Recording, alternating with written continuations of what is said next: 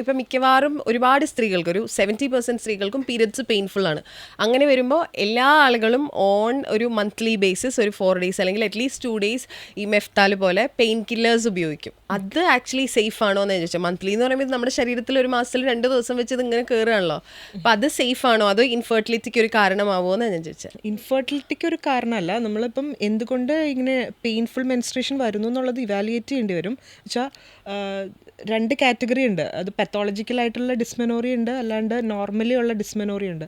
Pathological dysmenorrhoea ആണെങ്കിൽ ഭയങ്കര ഒട്ടും സഹിക്കാൻ പറ്റാത്ത രീതിയിലുള്ള പെയിൻ ഉണ്ടാവും. പത്തോളജിക്കൽ ഡിസ്മെനോറിയ എന്ന് പറഞ്ഞാൽ എൻഡോമെട്രിയോസിസ്, അതുപോലെ ഓരോ പത്തോളജീസ് കാരണം പീരീഡ്സിന്റെ സമയത്ത് പെയിൻ വരുന്നത്. അങ്ങനെയുള്ളത് നമ്മൾ ഇവാലുവേറ്റ് ചെയ്തിട്ട് അതിനുള്ളൊരു സൊല്യൂഷൻ കണ്ടുപിടിക്കേണ്ടി വരും. ഓക്കെ. പക്ഷെ പെയിൻഫുൾ പീരിയഡ്സുമായിട്ട് നമ്മളിപ്പോൾ ഒരു ഗൈനക്കിൻ്റെ അടുത്ത് പോയാൽ മിക്കവാറും എല്ലാവരും പ്രൈമറി ലൈൻ എന്നുള്ള രീതിയിൽ ഇതായിരിക്കും ഫസ്റ്റ് കൊടുക്കുന്നത്. അത് കൊടുത്ത് അതൊന്ന് ഇതായി കഴിയുമ്പം നമ്മൾ അതിനുള്ള ഇവാലുവേഷൻ ചെയ്യണം.